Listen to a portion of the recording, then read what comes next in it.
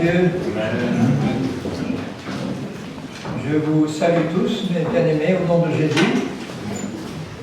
Vous avez une bonne équipe de musiciens. Et je vous admire de braver les éléments pour venir comme ça tous les soirs, pendant une semaine. Merci Seigneur pour la grâce que tu me fais. Merci Seigneur pour la grâce que tu me fais d'être présent avec ta parole. Alors nous continuons à voir ensemble ce que Paul en particulier nous apprend sur la marche par l'Esprit. C'est ça le but de Dieu pour chacun des membres de son épouse. Parce que nous avons dans le cœur le désir de plaire à notre Dieu. Amen. Nous avons compris à quel point il nous a aimés, il nous aime, et nous répondons à cet amour en lui adressant à notre tour l'amour qu'il a lui-même déversé dans nos cœurs. Dieu est amour. Et c'est pour ça qu'il ne pouvait pas rester seul. C'est pour ça qu'il est trois en un. Avant la création du monde et des hommes, on ne peut pas imaginer Dieu tout seul. Il lui fallait le Père, le Fils et l'Esprit pour que l'un et l'autre déversent l'un sur l'autre l'amour dont ils étaient remplis, tout en ne formant qu'un seul Dieu. Et non seulement ça, mais il a eu besoin de créer des anges, de créer des êtres humains pour pouvoir déverser sur eux l'immensité de son amour. Et maintenant que nous sommes nés de nouveau, nous avons accès direct à l'amour de Dieu. Marcher par l'Esprit, c'est marcher dans l'amour en fait. C'est baigner dans l'amour et marcher dans l'amour et par l'amour et pour l'amour. Tout ça rempli de l'amour de Dieu. Et c'est tellement différent de ce qu'on a connu avant. Quand on était pécheur, on était sous le règne de la haine, sous l'emprise de la haine, de l'orgueil, de l'égoïsme. Et tout ça reste dans la chair. Et Dieu soit loué, il nous a fait mourir à la chair pour nous faire vivre dans le royaume du Fils de son amour. Alléluia. Ce soir, on va voir un peu plus en détail un aspect important qui consiste à étudier ce qui se passe au niveau de notre âme, ce que nous devons faire de notre âme pour l'apprendre, lui apprendre à marcher par l'esprit, parce que notre âme n'est pas du tout habituée à ça. Rappelez-vous que notre âme, c'est notre être conscient ordinaire. Notre esprit, c'est notre être intérieur, l'homme ou la femme nouvelle que nous sommes en Christ. Celui-là ou celle-là, elle est pure, parfaite, sainte, de par la création de Dieu à notre nouvelle naissance. Et notre âme, elle arrive là chargée de péchés, de problèmes, de faux raisonnements, de mensonges.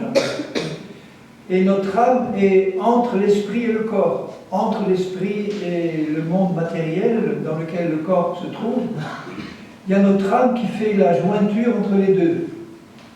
Et vous voyez que selon l'état de notre âme, la beauté de ce qu'il y a dans notre esprit a plus ou moins de mal à passer selon que notre âme est pure ou impure. Et au début, elle ne l'est pas pure. Et donc l'appel de Dieu pour nous maintenant, que nous sommes nés de nouveau en Christ, c'est de nous apprendre à sanctifier, à travailler avec lui pour sanctifier notre âme et notre corps, et notre âme en priorité.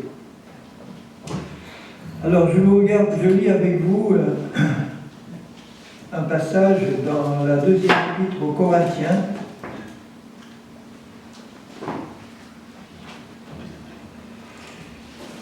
où l'apôtre Paul fait une comparaison entre l'ancienne alliance et la nouvelle.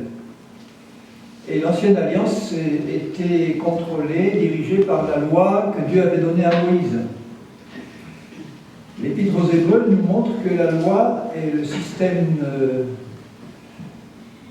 de la loi de Moïse a été aboli pour être remplacé par une nouvelle alliance dans le sang de Jésus. Mais les commandements de la loi eux-mêmes sont bons, purs et parfaits. Vous vous rappelez combien de commandements il y a dans la loi de Moïse? 613. Quelqu'un a fait le calcul de tous les commandements qui se trouvent dans le Nouveau Testament, parce que le Nouveau Testament est rempli de commandements aussi.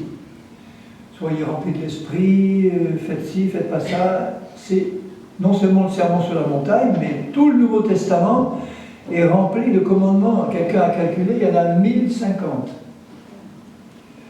Seulement la grande différence entre la manière d'observer les commandements de la loi de Moïse, qui est celle que les Juifs encore aujourd'hui font, et nous, chrétiens, c'est qu'un bon Juif pieux, religieux, qui se trouve devant les 613 commandements de la loi, il s'efforce de les apprendre, d'apprendre les commentaires des sages sur ces commandements, de les apprendre, et il s'efforce d'obéir.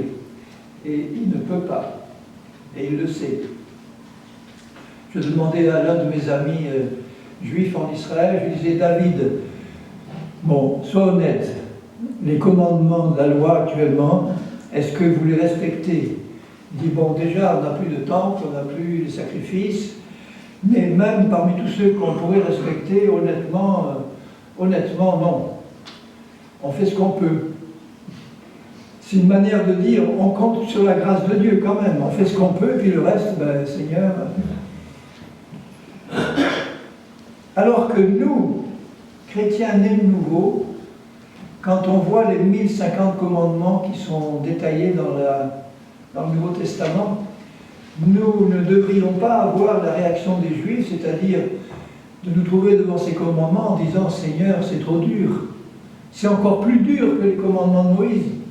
Dans le sermon sur la montagne, Jésus dit « Vous avez appris qu'il a été dit aux anciens, tu aimeras tes amis et tu haïras tes ennemis, ou œil pour œil, dent pour dent. Mais moi, je vous dis, aimez vos ennemis, faites du bien à ceux qui vous persécutent, bénissez ceux qui vous maudissent. » Ah, ça c'est encore plus dur. Pour quelqu'un qui veut respecter ces commandements comme les Juifs le font pour les leurs. C'est-à-dire les écouter, les apprendre et nous efforcer d'obéir. Ça ne marche pas. Tandis que quand nous apprenons à marcher par l'Esprit, quand nous savons marcher par l'Esprit, comme Dieu a inscrit toute sa loi, toute sa parole dans notre esprit, par son esprit, nous devons savoir qu'il nous a rendus capables, par notre nouvelle nature, dans notre nouvelle nature, il nous a rendus capables d'obéir à tous ces commandements, naturellement, pourvu qu'on marche par l'Esprit. Il nous a rendus capables.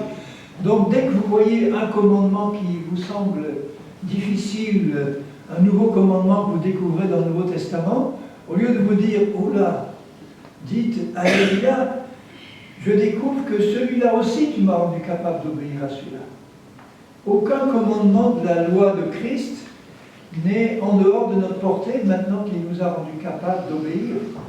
Regardez ce qu'il dit dans la deuxième aux Corinthiens, au chapitre 3, 2 Corinthiens 3,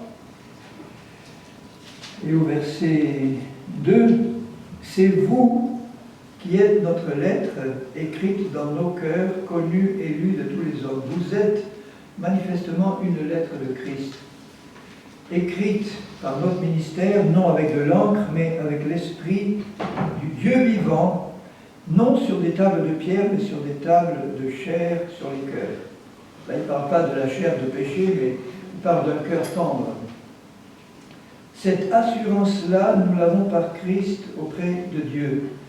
Ce n'est pas à dire que nous soyons par nous-mêmes capables de concevoir quelque chose comme venant de nous-mêmes. Notre capacité, au contraire, vient de Dieu. Il nous a rendus capables. Il nous a aussi rendus capables d'être ministres, s'il vous plaît. Il nous a tous rendus capables d'être ministres ou serviteurs d'une nouvelle alliance, non de la lettre, comme font les Juifs, ils suivent la lettre, mais de l'esprit, car la lettre tue et l'esprit vivifie.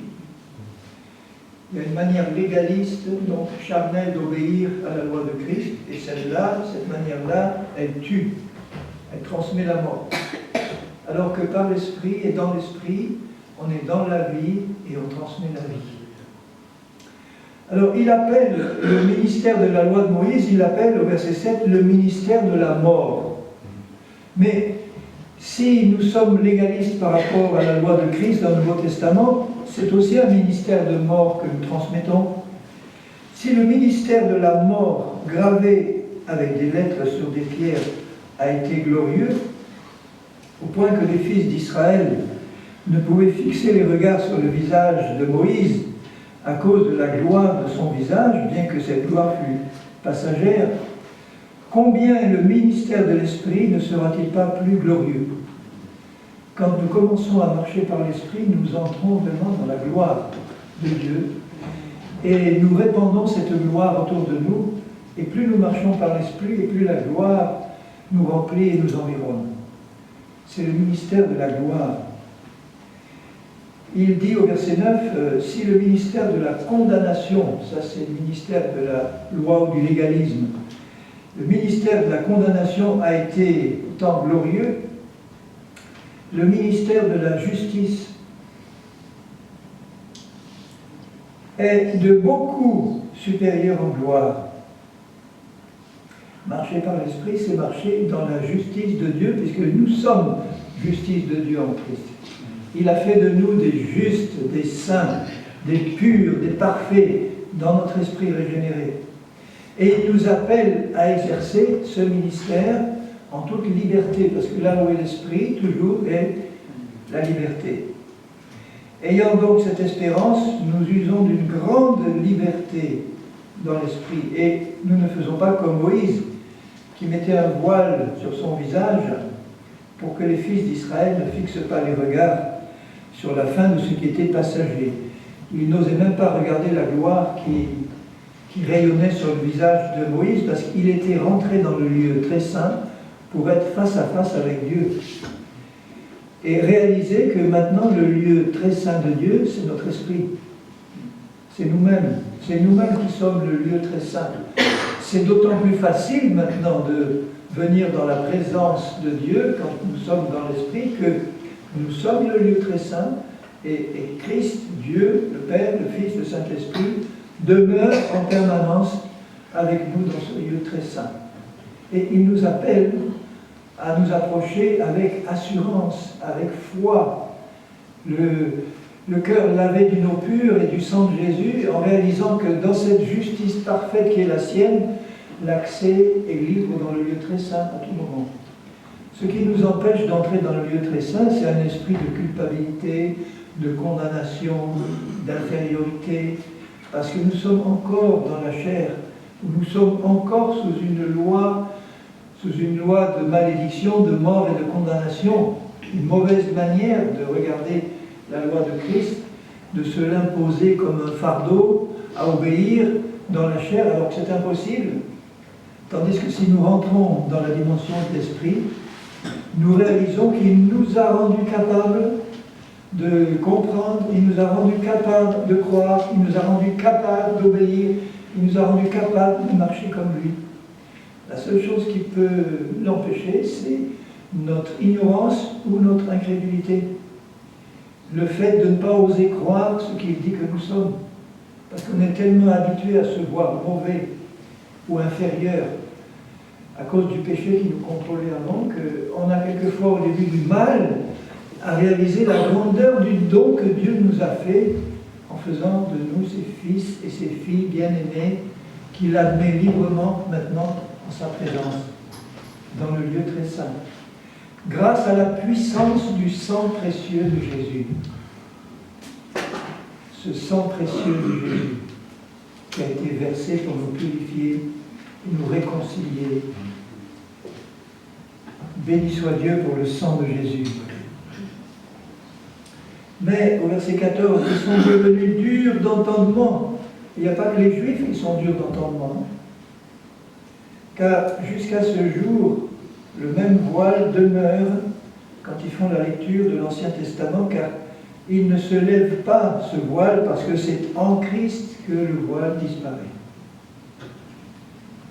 Et l'Épître aux Hébreux dit que quand Christ est mort, le voile du temple s'est déchiré et que ce voile du temple est une image de la propre chair de Jésus qui a été comme déchirée sur la croix pour nous. Et à partir du moment où ce voile terrestre a été déchiré, c'était l'indication que le voile spirituel de la chair était aussi ôté. Parce que ce qui peut nous empêcher d'entrer dans le lieu très saint, c'est le voile de la chair qui fait obstacle, qui couvre notre entendement, qui nous empêche de comprendre et qui nous empêche d'entrer. On reste à l'extérieur. Et donc on reste dans une dimension où nous servons Dieu d'une manière religieuse et légaliste, au lieu de le servir dans la merveilleuse liberté des enfants de Dieu, qui est celle de l'Esprit, et qui est déjà la nôtre, pleinement la nôtre dans l'Esprit. Jusqu'à ce jour, quand on lit Moïse, un voile est jeté dans leur cœur ou sur leur cœur, mais lorsque les cœurs se convertissent au Seigneur, le voile est ôté. Voilà, le voile est ôté. La porte est ouverte, et maintenant nous pouvons entrer librement. Vous vous rappelez ce que Jésus dit à l'église fidèle de Philadelphie, pardon, la Laodicée c'est la dernière. L'église fidèle de Philadelphie lui dit, voilà, j'ai mis devant toi une porte ouverte que personne ne peut fermer. Et c'est Jésus la porte. Quand il dit la porte est ouverte, ça veut dire maintenant tu peux entrer librement parce que tu as gardé ma parole, tu as été fidèle, tu peux entrer librement à tout moment et y rester dans ma présence. C'est pour toi. Et Jésus recherche notre présence. Ça me touche beaucoup de réaliser que Jésus cherche notre communion. Dieu a besoin de communion. Et il la recherche auprès de ceux qu'il a créés pour cela, pour être en communion avec lui, pour être un avec lui comme le Père et le Fils sont un.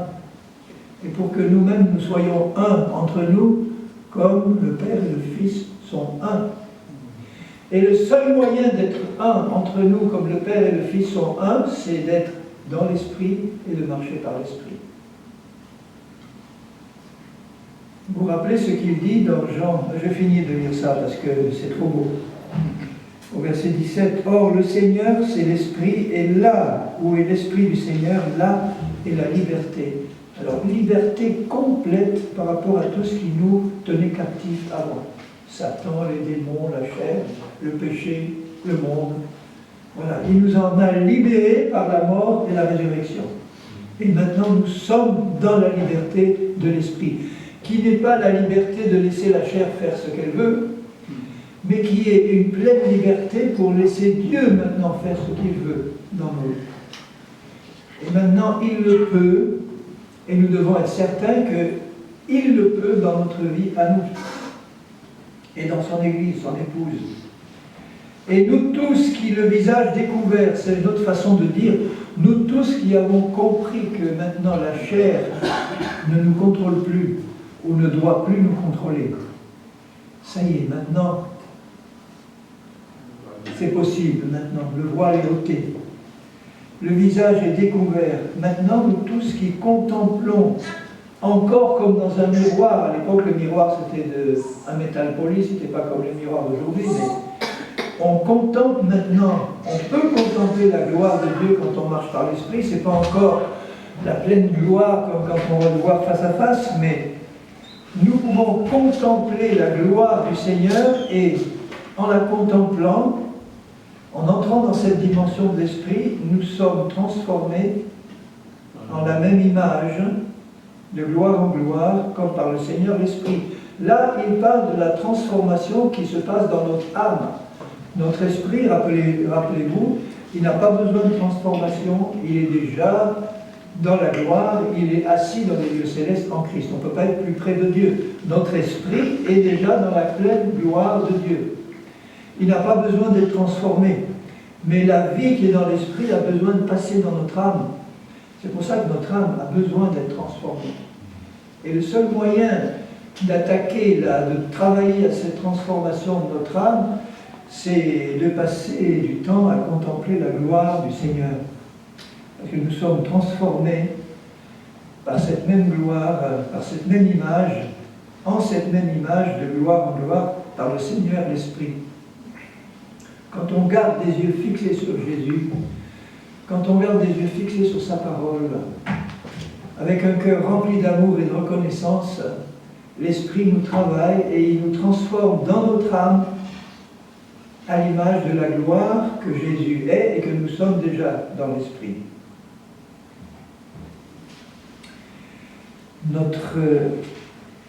Regardez dans Romains 12 ce que Paul dit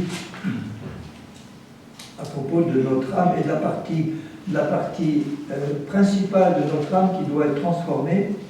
Dans Romains 12, il dit au verset 1er, « Je vous exhorte donc, frères, par les compassions de Dieu, à offrir vos corps. » On verra, quand on s'occupera du corps, ce que ça veut dire exactement. « Offrir vos corps comme un sacrifice vivant, saint, agréable à Dieu, ce qui sera de votre part un culte raisonnable. » Ne vous conformez pas au siècle présent. Quand on arrive au Seigneur, notre âme, elle est complètement conforme au siècle présent. Elle a été éduquée dans le siècle présent, elle a reçu l'héritage du siècle présent, elle est formatée par le monde. Le monde qui nous entoure, qui est coupé de Dieu, ne peut pas recevoir la révélation que Dieu voudrait lui donner, autrement qu'à par une conversion et une nouvelle naissance. Donc le monde a été obligé de se débrouiller tout seul et d'utiliser l'intelligence et l'âme que Dieu lui avait donnée. Il a de beaux restes encore, au point de vue intelligence, mais coupé de la source de vie de Dieu, l'homme a bâti un système avec son intelligence et son âme qui ne repose plus sur le Seigneur et sur sa parole. Et si vous examinez la manière dont les scientifiques, par exemple, travaillent, toute la science repose uniquement sur ce que les 5 sens disent aux savants. Ils observent, ils écoutent, ils regardent, ils analysent. Les 5 sens leur donnent des tas d'informations sur le monde qui nous entoure. Ils analysent tout ça avec leur intelligence, ils découvrent des lois, bon, et ils mettent tout ça en forme et ils construisent la science des hommes. Et cette science, elle n'est pas du tout la science de Dieu. Elle repose sur l'observation des sens. Et les sens, ils ne voient pas tout, ils ne comprennent pas tout. Je demandais à un ami qui est professeur d'université en géologie de la Terre, enfin en géologie, je lui disais, toi qui es croyant, il passe son temps dans le monde entier à aller retirer des échantillons de roches, les analyser, après il ramène ça dans son laboratoire, il calcule la durée de ces roches, combien de milliards d'années elles ont été formées, etc. Alors je lui dis, écoute, mon frère, est-ce que tu peux penser une chose, c'est que Dieu est tout-puissant, il dit, Amen, Dieu est tout-puissant. Est-ce qu'il pourrait te faire apparaître là, sur la table de ton laboratoire, une roche? Il n'y avait rien, et la minute d'après, il fait apparaître une roche qui n'existait pas, qui apparaît là. Maintenant, tu prends cette roche, tu la mets dans tes appareils, tu l'analyses, et tu réalises que les appareils disent que cette roche, elle a 10 milliards d'années.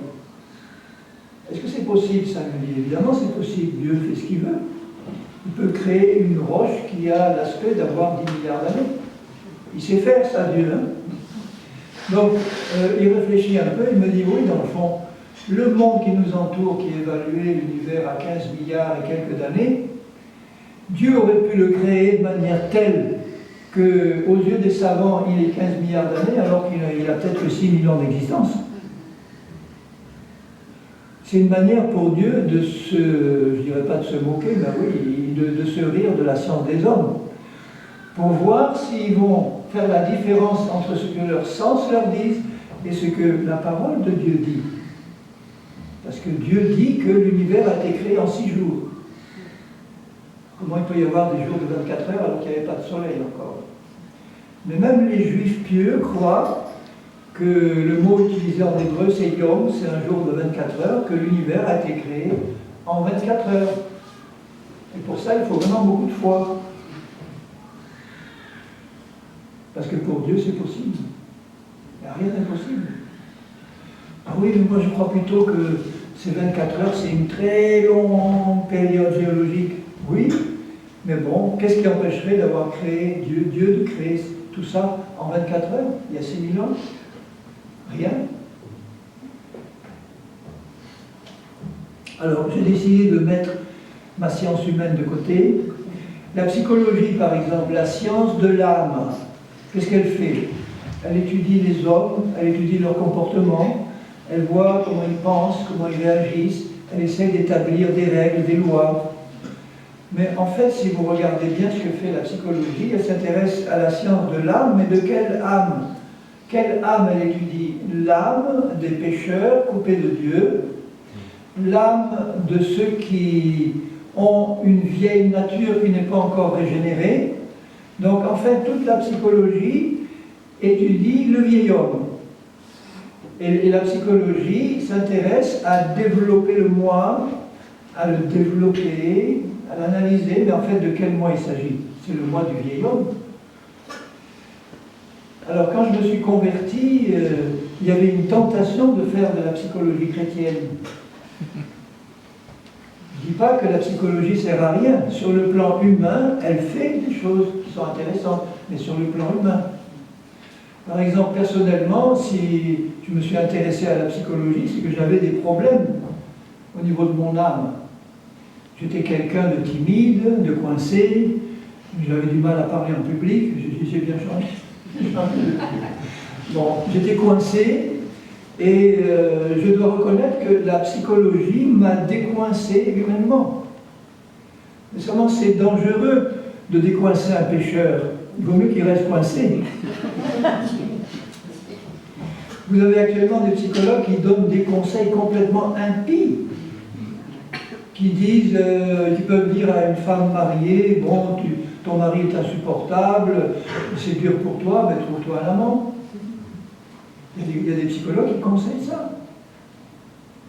Parce que ça va te libérer, ça va te donner un équilibre que tu n'as pas. Bon. Alors, en réfléchissant à ces choses, je me suis dit, Seigneur, le meilleur psychologue dans le fond, c'est toi. C'est ton esprit. Et donc, si on est rempli de l'esprit, on va forcément hériter de ta sagesse psychologique aussi. Vous regardez la manière dont Jésus s'occupe des gens autour d'eux, la manière dont il faisait, entre guillemets, les cures d'âme, dont il s'occupait des pécheurs qui l'entouraient. Vous voyez le doigté de Jésus, la tendresse de Jésus, la douceur de Jésus, la profondeur de Jésus, la sagesse, l'amour de Jésus. Alors je dis, Jésus, si je suis comme toi, je vais être un merveilleux psychologue chrétien. Je n'ai pas besoin d'utiliser la science humaine que j'ai pu acquérir pour mettre quelques versets bibliques dessus et en faire une science chrétienne. Non. Une des choses qui m'écœurait le plus, oui, je dis écœurer, après ma conversion, le Seigneur m'a parlé clairement. Il m'a dit, laisse tomber la psycho, et j'aimais beaucoup. Pourtant, il y avait des occasions par la psychologie d'ouvrir des portes pour témoigner. Quand je parlais à mes étudiants, par exemple, de la nature humaine selon la psychologie, il y avait des aspects qui pouvaient permettre de glisser des témoignages. Mais ça n'allait quand même pas très loin. Et puis comme de toute façon, je n'étais pas payé pour leur parler de Jésus, je leur disais à mon amphi, bon, je vous fais mon cours, et à la fin, ceux qui veulent rester, restez, j'ai quelque chose à vous dire. Tous restez. Curieux, qu'est-ce qu'il va me dire? Et là, je leur parlais de Jésus, librement. Et ils ne se moquaient pas. Ils écoutaient. Et moi, je voyais la différence que ça pouvait causer, parce que certains de mes étudiants se droguaient, avaient des problèmes sexuels, etc.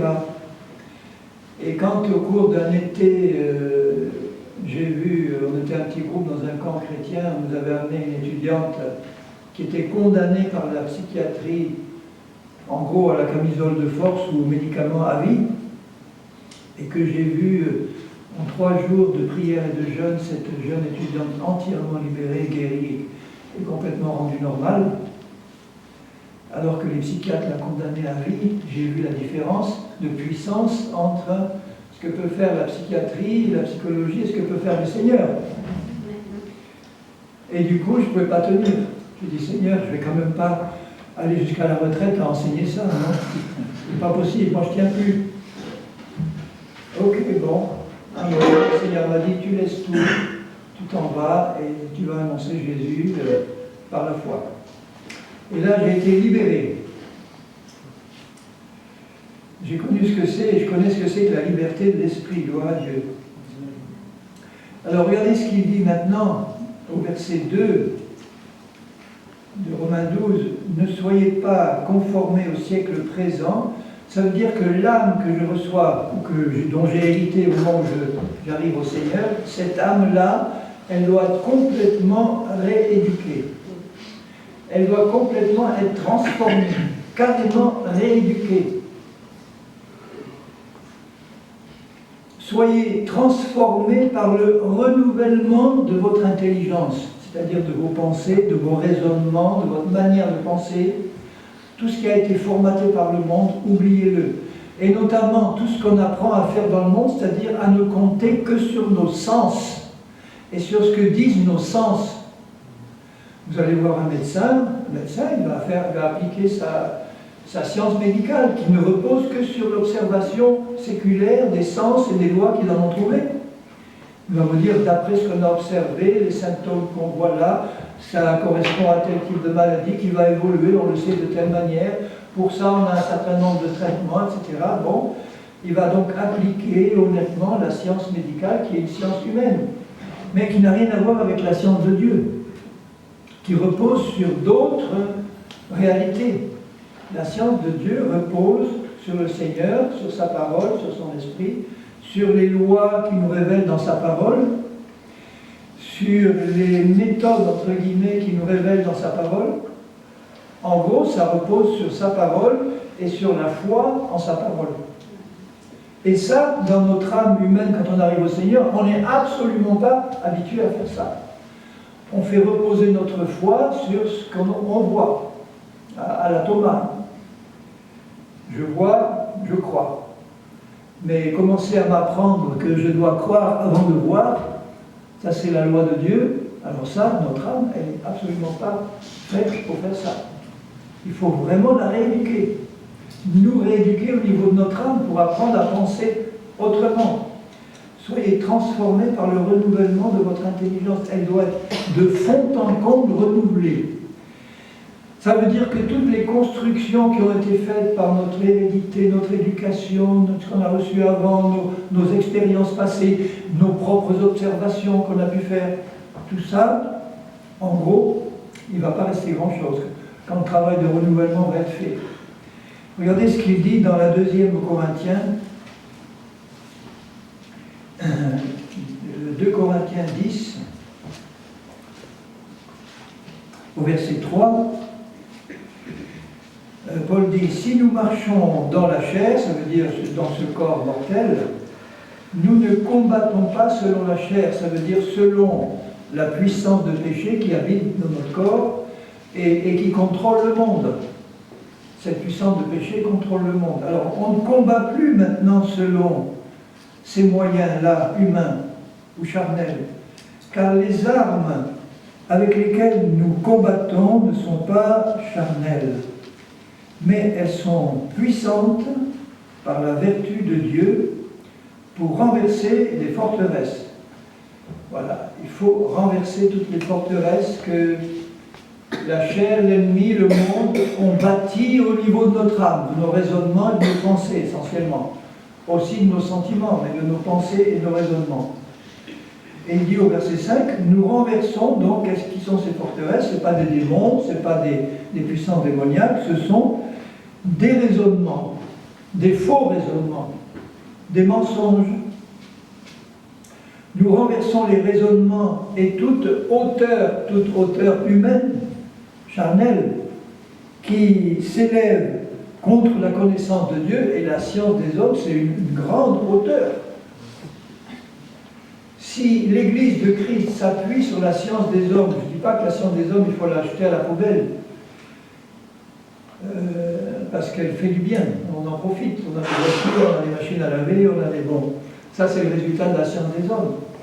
Mais je veux dire, au niveau des solutions que Dieu a prévues dans sa parole pour nos problèmes humains, la science des hommes, elle est vraiment très limitée. Et Dieu voudrait qu'on utilise plutôt les moyens qu'il nous procure dans sa parole et par son esprit pour résoudre tous nos problèmes humains. Et pour ça, il faut renverser les forteresses, tous ces raisonnements, toute hauteur qui s'élève contre la connaissance de Dieu, parce que les hommes ont construit toutes ces forteresses parce qu'ils ne connaissaient pas Dieu. Hein, c'est la tour de Babel. Ils veulent atteindre leur propre ciel avec leur propre science. Et nous renversons tout cela et nous amenons toute pensée captive à l'obéissance de Christ. Nous amenons, ou nous devons amener, les pensées, c'est au niveau de notre âme, de nos raisonnements, toute pensée captive à l'obéissance de Christ. En bon français, toute, ça veut dire quoi? Ça veut dire toute.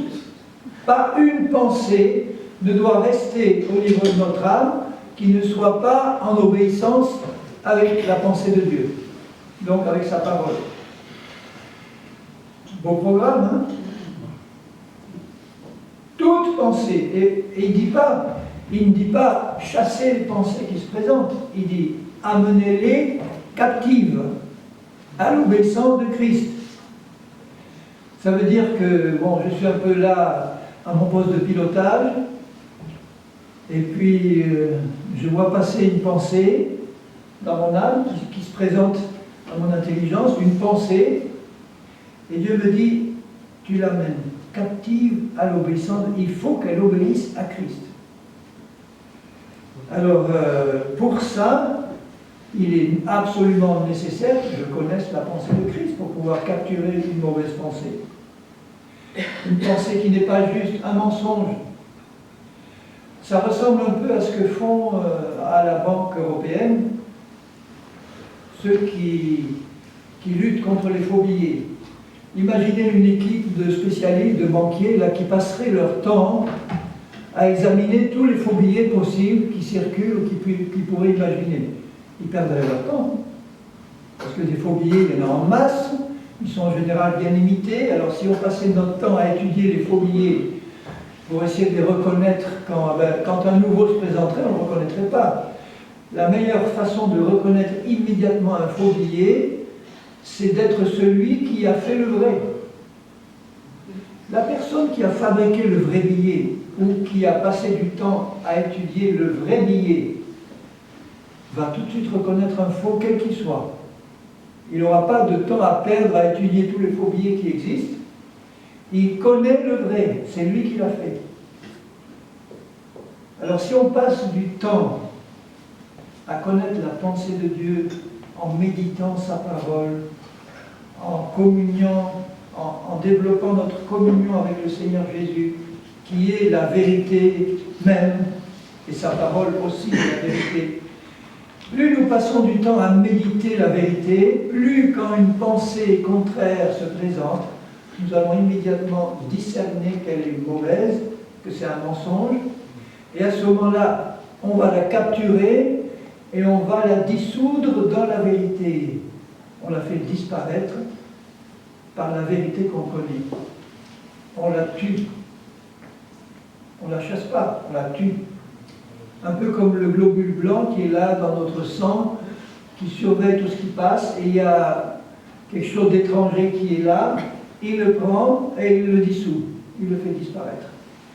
C'est une image qui peut nous parler. Voilà ce que c'est qu'amener toute pensée captive. Déjà, toutes les pensées qui existent, tous les raisonnements qui existent au moment où on arrive à Jésus en nous, eh bien, pour raser ces forteresses, nous devons étudier, méditer la parole de Dieu. Et nous devons aussi soigneusement contrôler tous les messages que nous entendons à la manière des Béréens. Parce qu'on vit à une époque où je vous assure que les églises où on enseigne vraiment un corps solide de vérité, elles sont rares, de plus en plus. Il y a de plus en plus de fausses doctrines qui arrivent sous des aspects plus ou moins évangéliques. En général, c'est bien déguisé. Il y a des doctrines qui touchent à la personne et à l'œuvre de Christ qui sont fausses. Alors, tout ce qui touche à la personne et à l'œuvre de Christ, c'est central. En ce moment, on tape beaucoup contre la Trinité. Il y a des ministères qui se lèvent et qui dénoncent violemment la Trinité comme étant une doctrine diabolique, doctrine catholique, qu'il y a une seule personne en Dieu et que Jésus est à la fois le Père, le Fils et le Saint-Esprit. C'est une fausse doctrine. Dieu est un et il est éternellement et simultanément manifesté en trois personnes distinctes. Parce que quand Jésus prie son Père, là, qu'il est sur la terre, parfaitement Dieu, parfaitement homme, il ne fait pas semblant de se prier à lui-même. Quand il dit « je vous enverrai l'Esprit », il ne dit pas « je reviendrai à vous sous la forme du Saint-Esprit », il dit « je vous enverrai l'Esprit et il vous enseignera, il vous rappellera tout ce qui me concerne ». Et quand il dit « celui qui garde ma parole, mon Père et moi, nous viendrons à vous et nous viendrons faire notre demeure chez vous ». Et quand il dit « Père, qu'il soit un comme nous sommes un », et nous tous, là, nous sommes combien? Bon, on est quelques-uns, mais quand il nous dit « soyez un comme le Père et le Fils », ça ne veut pas dire qu'on va devenir une seule personne, là, nous tous. On va rester des personnes distinctes, mais on va être un comme le Père et le Fils sont un, et il ajoute « toi en moi et moi en toi ». Et ça m'a fait réfléchir, ça, quand je vis cette prière de Jésus. J'ai dit « Seigneur, mon Père, qu'est-ce que ça veut dire pour nous d'être un, comme le Père et le Fils sont un, toi en moi et moi en toi ?» Et la réponse, elle est venue immédiatement, lumineuse, comme toujours. Les révélations de Dieu, de sa parole, sont lumineuses. Le Seigneur, il me dit, mais regarde, n'importe quel de tes frères ou sœurs qui sont nés de nouveau, ils ont à l'intérieur un esprit nouveau que moi-même j'ai créé, pur et parfait, qui est exactement le même que le tien, qui est pur et parfait, le même au sens, c'est pas un seul, on n'est pas une seule personne, mais il y a à l'intérieur de toi un esprit pur, saint, parfait, qui est à l'image de Christ, qui est le même que le mien, qui est pur, saint, parfait, à l'image de Christ. Et pourtant on est deux, mais on est exactement fait de la même substance, de la même pureté, de la même perfection. Ce qui fait que quand je te regarde, mon frère ou ma sœur, par la foi, c'est-à-dire que je traverse la barrière de la chair, là, du corps, je vois en toi qui est né de nouveau, un esprit nouveau, magnifique, qui est exactement aussi magnifique que le mien, parce que c'est Dieu qui nous a créés de la même manière. Et je pourrais donc, de la même façon, dire, en quelque sorte, je te vois en moi, je me vois en toi, puisqu'on a le même esprit, de la même nature en nous. Vous voyez que ça soude tout de suite ça. Je regarde mon frère et je me dis, bon, tu as le même esprit que moi à l'intérieur. Je ne parle pas du Saint-Esprit, je parle de ton être intérieur nouveau. Et c'est d'autant plus merveilleux qu'on n'est pas des clones, tous comme ça, ou des marionnettes qui tous bougent dans le même sens en même temps. Non, on garde notre individualité, on garde notre personnalité, mais c'est celle de Jésus, sous des aspects tellement différents et distincts que on n'est pas des clones identiques comme ça, on est des êtres vivants, vivants de la vie de Dieu, de même que le Fils n'est pas le clone du Père, mais Jésus a pu dire, celui qui me voit, il a vu le Père, parce que nous sommes de la même nature, nous avons le même amour, le même esprit, la même joie, la même paix, et pourtant on est deux personnes distinctes. Et on forme un seul Dieu.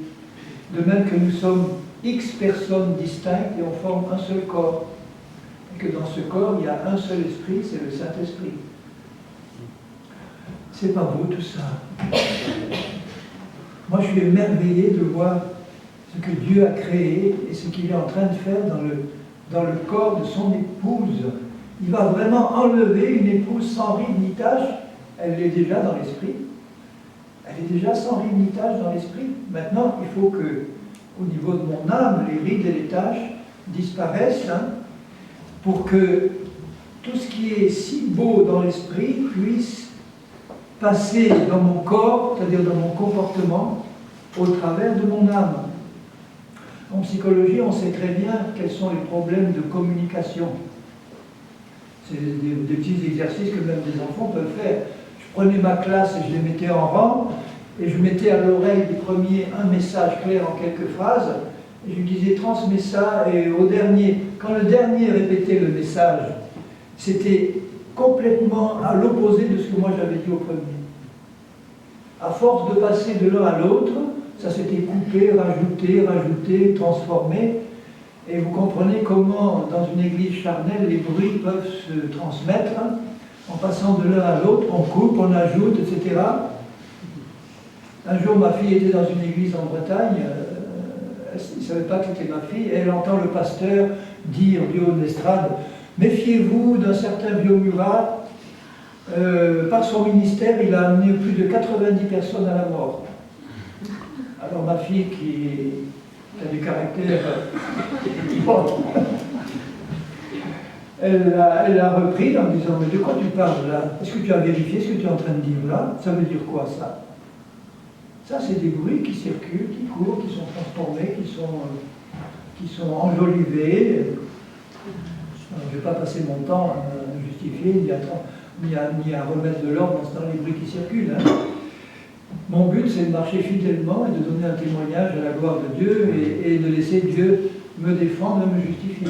Mais pour vous montrer comment, quand la chair prend une information en main, comment elle peut travailler avec Satan derrière pour transformer, empirer et faire un travail de destruction et de mort. Donc ces raisonnements, ces hauteurs et ces forteresses doivent être rasées. Alors je dis bien étude et méditation de la parole. Ça veut dire quoi, méditer la parole? Ça veut dire passer du temps sur un passage ou un verset, à le lire doucement, pas à lire comme on lit un roman, à le lire doucement, en comprenant ce qu'il veut dire et en priant pour que le Saint-Esprit nous révèle le vrai sens de ce que je suis en train de lire là. Et on peut passer comme ça un quart d'heure sur 2 ou 3 versets, mais on est sûr que là, on a reçu, au moins au niveau où je me trouve, on a reçu une compréhension de la vérité. Et après, ce que le Seigneur me demande, c'est de croire ce que j'ai compris. De croire ce que j'ai compris. Le renouvellement de l'intelligence va se faire parce que ma foi va dépendre de ce que je vais comprendre. Et si je comprends des mensonges, ou si je reçois des mensonges et que j'attache la foi à des mensonges, qu'est-ce qui va se passer? C'est ce que je crois qui va se réaliser. Et même les athées ne se rendent pas compte de la foi qu'ils ont, parce qu'ils vous disent avec une pleine assurance, je suis absolument certain que Dieu n'existe pas. Qu'est-ce qu'il fait? Il met sa foi en action. La foi, c'est la ferme certitude. Des choses qu'on ne voit pas. Il vous dit, je suis absolument sûr qu'il n'y a pas de Dieu. Moi, je lui réponds, oui, mais tu vois, ta foi, tu l'as. Tu es absolument certain, donc tu as la foi, mais tu utilises ta foi de la mauvaise manière pour croire à un mensonge. Et pour toi, c'est ça qui va se passer. Donc, l'incrédulité, alors écoutez bien, ouvrez bien vos 4 oreilles, celle du cœur et celle... l'incrédulité, ce n'est pas le manque de foi. L'incrédulité, c'est utiliser la foi que Dieu vous a donnée pour croire à des mensonges. C'est toujours une incrédulité par rapport à quelque chose. Si vous acceptez les mensonges de la chair ou de Satan, vous croyez les mensonges de Satan, ça veut dire que vous avez foi en Satan et que vous êtes donc incrédule par rapport à Dieu. Mais maintenant, si vous changez, vous habituez votre âme à changer son fusil d'épaule, vous lui dites maintenant, mon âme, tu vas maintenant croire, comme David parlait à son âme, mon âme bénit l'Éternel. Moi, je dis, mon âme maintenant, tu vas utiliser la foi que Dieu t'a donnée pour croire uniquement à la vérité de Dieu. Exactement comme Dieu fait. Dieu est un Dieu de foi, il est incapable de croire au moindre mensonge parce qu'il est la vérité. Et quand il dit une parole, que la lumière soit, c'est une parole de foi parce qu'il croit d'avance, et il le sait, il n'y a aucun doute en lui que ce qu'il va dire, ça va se réaliser au moment où il le dit. Que la lumière soit, lumière fut. C'est le texte hébreu qui dit ça. Lumière soit, une parole. Regardez le ministère de Jésus. Sa parole s'accomplissait. Et quand j'ai compris ça, comment Jésus fonctionnait par rapport aux malades, par exemple, mon taux, entre guillemets, de réussite a bondi d'un coup. Quand j'ai arrêté de prier pour les malades, j'ai obtenu beaucoup plus de guérison. Ça vous étonne? Oui, ça étonne quelques-uns. Alors je vais vous expliquer ce que ça veut dire. Quand vous regardez les évangiles, vous ne voyez jamais Jésus prier pour un malade, pas une seule fois. Vous ne voyez jamais Jésus dire « Seigneur mon Père, regarde ce pauvre malade comme il est sous, je te prie de le guérir. » Pas une fois. Vous voyez un malade devant, il connaissait la vérité, il connaissait le cœur de son Père, c'est le même que le sien, il savait que Dieu veut guérir les malades, et donc il ne priait pas Dieu de faire quelque chose qu'il savait qu'il voulait faire, il prononçait une parole, sois guéri, lève-toi, marche. Où il le touchait, où il... Bon. C'était une parole de foi qui provoquait immédiatement ce que cette parole devait provoquer parce qu'elle était accompagnée de foi. Alors, le renouvellement de mon âme consiste à rééduquer mon âme pour la détacher la foi qu'elle a reçue de tous les mensonges auxquels elle est encore attachée. Et chaque fois que Dieu me révèle cette vérité libératrice, je décide d'attacher ma foi à cette vérité pour qu'elle produise du fruit dans ma vie. Et au niveau de mon âme, ce travail se fait sur deux niveaux. Mon âme comprend, je vous le rappelle, une partie qui est l'intelligence, les pensées, la réflexion, une partie qui touche aux sentiments, aux émotions, au cœur au sens cœur d'amour, c'est au niveau du cœur qu'on aime, c'est au niveau du cœur qu'on croit aussi, parce que quelqu'un qu'on aime, on croit ce qu'il dit. Donc on comprend avec l'intelligence, on croit avec le cœur. Et dès qu'on a compris, Dieu nous demande de ne pas laisser ça dans une case intellectuelle pour que ce soit un simple accord intellectuel. Il y a beaucoup de chrétiens qui pensent que parce qu'ils ont compris intellectuellement une vérité, qu'ils sont d'accord intellectuellement, ils pensent que ça suffit pour croire. Non. Ils ont simplement compris. Après, Dieu nous demande de croire ce qu'on a compris. Et dès que tu as cru ce que tu as compris, ça descend dans le cœur. Et dans le trésor de notre cœur, il y a des bonnes et des mauvaises choses. Jésus dit bien que l'homme bon tire du bon trésor de son cœur des bonnes choses. Et puis, il y a aussi des mauvaises choses qu'on peut tirer de ce cœur. Dans tout ce que j'ai cru dans le passé, il y a des choses que Dieu me demande d'arrêter de croire, parce que ce sont des mensonges. Et toutes les vérités que maintenant je comprends par sa parole et par son esprit, il ne veut pas que ça reste dans une case intellectuelle, il veut que j'attache la foi à ce que j'ai compris, que la foi vient de ce qu'on entend, et ce qu'on entend vient de la parole de Christ. Et en grec, le verbe traduit par entend, c'est le même par comprend. C'est le même qui peut être traduit par comprend. On peut dire donc que la foi vient de ce qu'on a compris, et pas seulement ça, mais de ce qu'on a cru à ce qu'on a compris. Est-ce que je suis clair? Je souhaite être clair parce que plus c'est clair, plus c'est facile à comprendre et plus c'est facile à croire après. Tout ce qui se trouve dans notre cœur au point de vue choses qu'on a crues, ce sont d'abord des choses qui nous ont été révélées, qu'on a comprises et on les a crues. Et vous comprenez que si on a compris des mensonges ou des fausses doctrines, notre cœur est encombré de mensonges qu'il faut dégager. Et pour ça, il faut utiliser l'arme suprême de la parole de Dieu, qui elle seule est capable de me permettre de discerner si ce que je crois est un mensonge ou la vérité. Et le Saint-Esprit travaille avec la parole de Dieu. Il travaille pour m'aider à la comprendre, m'aider à m'en donner la révélation profonde. Et c'est pour ça que nous avons besoin d'être remplis de l'Esprit dès le départ. C'est la condition exigée par Dieu à ses disciples, par Jésus à ses disciples. Soyez remplis de l'Esprit, parce qu'il dit « Mon Esprit vous rappellera ce que je vous ai dit ».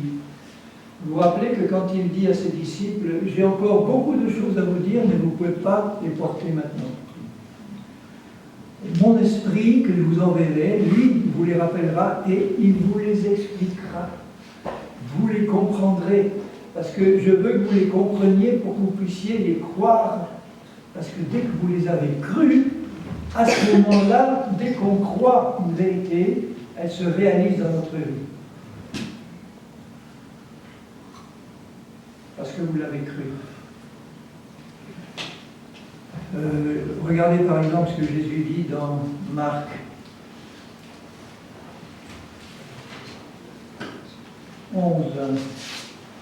Marc. C'est un passage bien connu. Le figuier qui a été maudit par la parole de Jésus. Toute parole que Jésus prononçait était une parole à laquelle était attachée une foi pure et parfaite. Il y a des doctrines qui nous parlent par exemple de la parole positive et qui disent que la parole que vous prononcez a un effet créateur. C'est faux. Ce n'est pas la parole que vous prononcez qui a un effet créateur. C'est la parole que vous prononcez à laquelle vous croyez qui a un effet créateur. Vous pouvez dire toutes les paroles que vous voulez, si vous doutez dans le cœur, il ne se passera rien. Le seul avantage, c'est qu'à force de la répéter, ça peut peut-être finir par rentrer. Mais en soi, une parole seule comme ça, si vous doutez dans le cœur, ne produira rien. Ça explique beaucoup d'échecs dans nos proclamations. Alors que si je le crois dans le cœur, de l'abondance du cœur, ma bouche va naturellement parler. Et les deux étant associés, vont produire le résultat escompté. Et c'est comme ça que je rééduque mon âme. Au lieu de lui dire, mon âme, comme tu le faisais avant, regarde tout ce qui se passe, examine les circonstances, écoute le rapport des scientifiques, écoute le rapport du médecin. Je la rééduque en disant, mon âme, écoute ce que Dieu dit, écoute le rapport du Seigneur, comprends ce qu'il a voulu dire, attache la foi que Dieu t'a donnée à ce que Dieu a dit. Et là, tu vas voir ce que tu as annoncé, Seigneur, s'accomplir dans ma vie. Le matin, en passant, verset 20, donc je suis à Marc 11, 20, les disciples virent le figuier séché. Alors dans ma version, il y a jusqu'aux racines. C'est comme ça dans la vôtre? Mais dans le texte grec, c'est pas ça. C'est virent le figuier séché depuis les racines. Normalement, quand un arbre sèche, il commence par le haut des feuilles et ça se termine par les racines. Et là, dans le texte grec, c'est marqué qu'il était séché depuis les racines. Parce que les racines sont mortes dès que Jésus a parlé. Et après, ça c'est le processus inverse. Ça s'est étendu aux feuilles. Mais le traducteur, en voyant ça, il a dû dire oh, c'est une erreur. C'est pas comme ça que ça se fait dans la nature. Vous voyez comment le traducteur peut être influencé par son âme quand elle est influencée par le monde. Elle dit c'est pas normal ça. Donc je vais changer le texte grec et je vais mettre séché jusqu'aux racines. Voilà, là c'est bon. Mais non, c'est pas bon. C'est pas ça que Dieu a dit. Pierre, se rappelant ce qui s'était passé, dit à Jésus, Rabbi, regarde, tout étonné, le figuier que tu as maudit a séché. Jésus prit la parole et leur dit, ayez foi en Dieu. C'est ça qui est écrit dans votre version. C'est pas ça que dit le texte grec. Le texte grec dit, ayez la foi de Dieu. C'est complètement différent. Mais là encore, le traducteur a dit, qu'est-ce que ça veut dire ça, la foi de Dieu? Il y en a qui me disent, mais Dieu, il n'a pas besoin d'avoir la foi. Si, on a un Dieu de foi. Parce qu'il considère les choses non visibles comme étant déjà existantes. Ayez la foi de Dieu, ça veut dire utilisez votre foi pour croire uniquement à la vérité que vous prononcez là. Je vous le dis en vérité, si quelqu'un dit à cette montagne, ôte-toi de là et jette-toi dans la mer, et s'il ne doute pas dans son cœur, vous voyez que le processus de renouvellement de mon âme est super important déjà pour modifier dans mes pensées tout ce que j'ai pu comprendre à tort, de manière à ce que dans mes pensées, mes raisonnements soient en accord avec la parole de Dieu. Et pour ça, il faut la méditer, y revenir. Et ensuite, utiliser la foi que Dieu m'a donnée pour croire ce que j'ai compris en accord avec la parole. À ce moment-là, tout ce que je vais dire et prononcer avec cette foi dans le cœur va produire l'effet que cette parole doit produire. Pour toutes les promesses de Dieu, c'est la même chose. Et là, je vous garantis que mon âme devient un instrument puissant cette fois. Et mon corps est associé puisque la parole aussi agit. Si il dit à cette montagne haute, et s'il ne doute pas dans son cœur, mais croit dans le cœur que ce qu'il dit arrive, il le verra s'accomplir. Et ça, c'est complètement à l'opposé de ce que le monde fait. Le monde ne marche pas comme ça. Il regarde d'abord l'extérieur, les lois visibles, il en tire des lois humaines, il croit à ces lois-là, d'accord, et il va prononcer quelque chose qui correspond à la loi qu'il a découverte, mais pas du tout à la loi de Dieu. C'est pourquoi je vous dis, tout ce que vous demanderez en priant, croyez que vous l'avez déjà reçu, et vous le verrez s'accomplir. Et lorsque vous êtes debout faisant votre prière, si vous avez quelque chose contre quelqu'un, pardonnez. Il ne faut pas l'oublier, ça aussi. La marche par l'esprit, je disais tout à l'heure, c'est une marche dans l'amour. Parce que Dieu est amour et son esprit est amour. Et la marche par l'esprit, puisque Dieu est amour, c'est une marche dans le pardon. Et là, la rééducation de mon âme, cette fois, je descends à un autre niveau, c'est au niveau des sentiments, des émotions, des sentiments. On doit aussi la rééduquer pour que, de la même manière que j'ai appris à amener toute pensée captive à l'obéissance de Christ, l'enseignement que je peux tirer du Nouveau Testament m'amène à la même conclusion pour les pensées, que pour les sentiments. C'est-à-dire que je dois apprendre à rééduquer mon âme pour ne laisser rentrer dans mon âme que les sentiments qui viennent de Christ et plus ceux qui viennent de la chair. Les sentiments de la chair, c'est l'animosité, l'amertume, la haine, l'orgueil, etc. On connaît bien tout ça. Les sentiments de Christ, c'est l'amour, c'est le pardon, c'est la paix, c'est la joie. Et dès que vous entrez dans la dimension de l'esprit, vous apprenez immédiatement à pardonner instantanément à tous ceux qui vous offensent de la pire manière. C'est instantané. Vous pardonnez parce que vous avez un cœur qui pardonne, parce que vous avez compris quelle est la grandeur du pardon que vous avez vous-même reçu. Et vous savez que Dieu a déversé ce pardon dans votre esprit. Et si vous le croyez, il vous a rendu capable de pardonner. Je connais des chrétiens qui me disent, en me regardant bien en face, je ne peux pas pardonner, en général c'est le mari ou l'épouse ou quelqu'un de proche, je ne peux pas pardonner, tu ne peux pas imaginer ce qu'il ou elle m'a fait subir. Et quand il m'en donne le détail, mes cheveux se hérissent effectivement, parce que quand on voit certains traitements que les hommes peuvent s'infliger les uns aux autres, c'est épouvantable. Alors je l'amène sur le terrain de la foi et de la nouvelle naissance, et je lui dis, mon frère, ma sœur, mais réalise qu'il t'a rendu capable d'avoir part à l'héritage des saints dans la lumière. Et dans cet héritage, il y a une réserve infinie de pardon pour tous, qui t'est donnée par Dieu. Puise dans cette réserve, décide de pardonner par la foi, comme Dieu t'a pardonné, et tu verras, Dieu te donnera les sentiments après. Il ne dépend pas de ce que tu peux ressentir dans ton âme. Elle est très trompeuse, ton âme. Elle te fait ressentir des sentiments de haine, d'animosité, et parce que tu les acceptes, tu te dis, ah ben je suis incapable de pardonner. Non, marche par la foi. Dis à ton âme, tu vas marcher par la foi, tu entends? Dieu ordonne de pardonner. Donc c'est qu'il t'a rendu capable de pardonner. Il m'a rendu capable de pardonner. Et je décide de pardonner. Je décide d'aimer. Comment on décide d'aimer? Mais on ne peut pas. Ça ne décide pas d'aimer. Si, aimer. C'est un ordre. Et Dieu ne donne pas des ordres que nous serions incapables de respecter. Il nous ordonne d'aimer parce qu'il nous a créé amour. Il a donné une nouvelle nature qui est amour, qui est joie, qui est paix, qui est sainteté. Et dans la mesure où tu le comprends avec ton intelligence et tu le crois dans ton cœur, la parole que tu vas dire là pour pardonner ou aimer quelqu'un, elle va sortir de ton cœur et elle va être remplie de la foi de Dieu. Et tu vas voir sortir l'amour pour tes pires ennemis ou ceux qui étaient tes pires ennemis,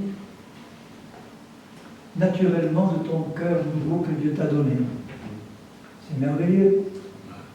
Combien de couples ont besoin de vivre ça? J'aime bien faire des séminaires de couple, on en a fait un récemment. Et à la fin, je leur ai dit, comme exercice pratique, maintenant vous avez bien compris mes frères et sœurs, alors avant de se quitter, on va faire quelque chose, on a 1 heure devant nous là. Ah ben, tous les couples qui sont là, je vais vous proposer ceci, vous vous tournez vers votre conjoint et du fond de votre cœur, vous allez le bénir. Voilà, faites ça simplement, vous allez le bénir. Et vous allez voir comment Dieu va vous faire sortir de votre cœur, là, parce que vous êtes dans la foi maintenant, toutes sortes de bénédictions que vous allez déverser sur votre conjoint. Ça a été un moment merveilleux. Il ne s'arrêtait plus. On a besoin. Je disais à mon épouse, quand je l'avais encore, parce qu'elle est partie vers le Seigneur, je sais où elle est, mais je lui disais tous les jours, et pas une seule fois, je t'aime. Entre frères et sœurs, c'est bon de se le dire aussi. Pas de manière, bon oui, je t'aime. Non, mais de savoir que Dieu a mis dans nos cœurs cette infinie réserve de son amour par sa présence et son esprit.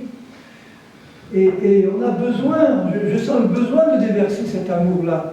Quand je suis arrivé dans ma nouvelle église à Beausoleil, un des premiers messages que je leur ai dit, je dis « Mes chéris d'amour, je vous aime ». Je dis « Bon, ben, vous n'avez pas l'habitude d'entendre un pasteur parler comme ça, mais ça sortait de mon cœur, vraiment. Je vous aime, là, je sens l'amour de Dieu, là, qui se déverse sur vous, de mon cœur. Je dis, Seigneur, donne-moi des paroles qui vont leur faire du bien, donne-moi quelque chose qui va les aider, les bénir, les édifier. Et si, ça c'est l'amour de Christ. L'amour humain, il est là, et il dit, non, je veux bien t'aimer, mais fais-moi du bien. Ou bien j'attends que tu me fasses du bien. Imaginez une assemblée où chacun attend que les autres lui font du bien. Lui fassent du bien. Qu'est-ce qui va se passer? Rien. Vous allez passer du temps à attendre. Alors que vous arrivez en disant, Seigneur, j'ai mon cœur qui déborde d'amour, alors eh bien, Seigneur, donne-moi plein d'occasions de manifester cet amour à mes frères et sœurs. Si nous tous nous faisons ça, on va passer un moment merveilleux où on va déverser les uns sur les autres une forme, une manifestation de l'amour de Christ. En tout cas, même si on ne dit rien ou on ne fait rien, la bonne odeur d'amour de Christ va se déverser sur les autres et on va le sentir. J'arrive quelquefois dans des maisons ou dans des familles, ils me reçoivent avec un grand sourire, mais je sens à couper au couteau la haine qui venait de se dégager au cours d'une bonne dispute. Là. Ça se sent. L'amour, c'est pareil, ça se sent. Donc mon âme, je la rééduque comme cela. D'abord, en m'installant par la foi dans la nouvelle personne que je suis. Ça, c'est le numéro 1, le capital, l'essentiel. Ça commence par là, la rééducation de mon âme, de l'intérieur vers l'extérieur. Donc je m'installe par la foi dans la position spirituelle qui est la mienne en Christ. Je sais, je ne le sais pas pleinement parce que je ne le vois pas encore face à face, mais je sais par la parole que Dieu a fait de moi une création nouvelle, semblable à Jésus. Semblable en amour, semblable en justice, semblable en paix, semblable en joie. Même si je ne le ressens pas au niveau de mon âme, parce que Dieu le dit, je le crois. Je le crois, je l'accepte. Seigneur, tu dis que je suis cette personne-là. Amen.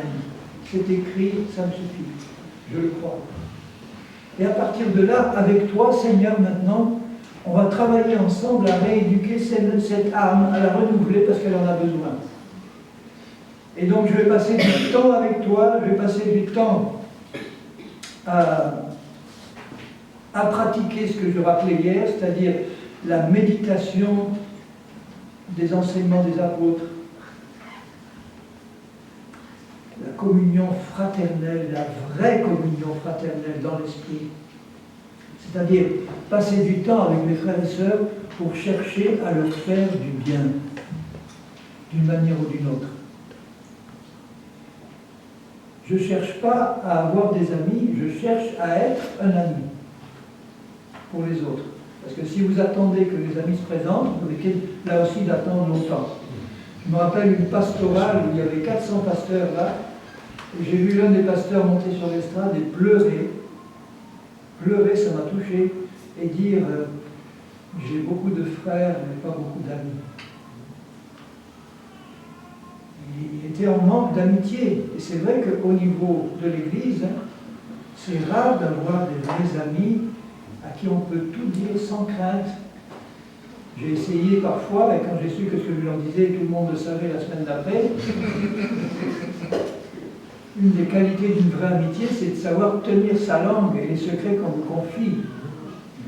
Alors j'ai dû apprendre auprès de Jésus, quand il dit à ses disciples, vous êtes mes amis, si vous faites ce que je vous commande. Quand on apprend à obéir au Seigneur en esprit, il nous forme pour être des amis véritables pour les autres. Et si tout le monde cherche à être un ami pour les autres, tout le monde va avoir des amis. Amen. Des vrais, qui aiment de l'amour de Christ. Votre meilleur ami devrait être votre femme ou votre mari. Votre meilleur ami, en tout premier, c'est votre épouse ou votre époux. Devrait.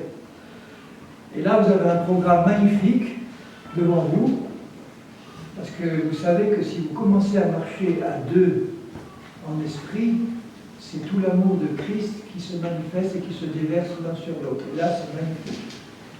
Avec un plein pardon, une pleine joie, une pleine paix. J'espère que vous connaissez ça, mes bien-aimés. Ou en tout cas que vous avez envie de le connaître. Parce que c'est à notre portée. On est créé pour ça. On est créé pour aimer et connaître l'amour. D'abord notre Père, et ensuite les uns des autres. Et une assemblée, une église qui s'engage là-dedans, c'est une assemblée qui est vraiment un phare, parce que je vais... Oh, excusez-moi, j'ai passé de 5 minutes, mais je vais terminer par là. J'ai dépassé de 5 minutes l'horaire.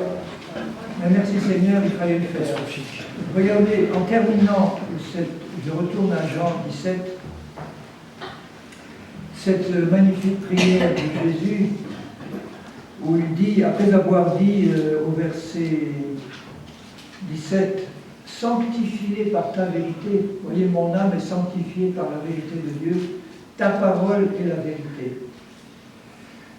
Et je me sanctifie au verset 19 pour eux, afin qu'eux aussi soient sanctifiés par la vérité. Donc Jésus se met à part pour nous aider à nous sanctifier par la vérité qui est lui-même dans le fond et sa parole.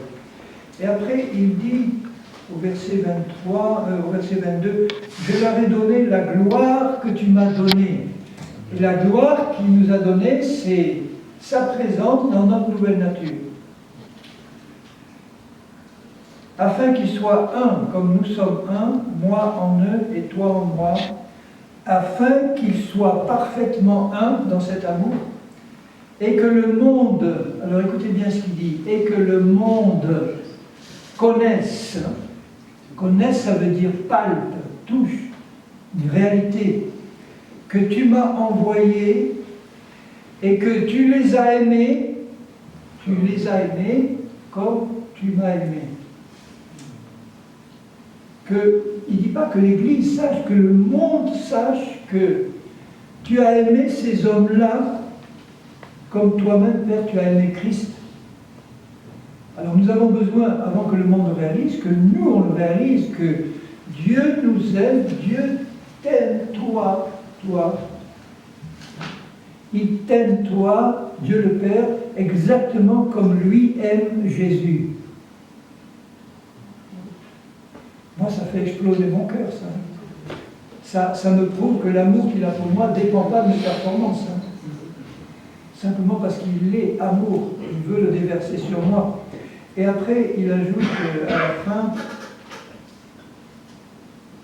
au verset 26, « Je leur ai fait connaître ton nom. » Et le nom qu'il nous a fait connaître, c'est le nom de Abba, Papa, Père.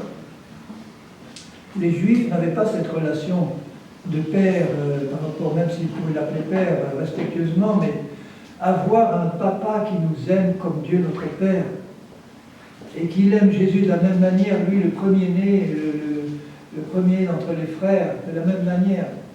Je leur ai fait connaître ton nom, donc ton nom est ta nature qui est associée à ton nom, et je le leur ferai connaître, sous-entendu encore plus, cette relation de père, afin que l'amour dont tu m'as aimé soit en eux et que je sois en eux.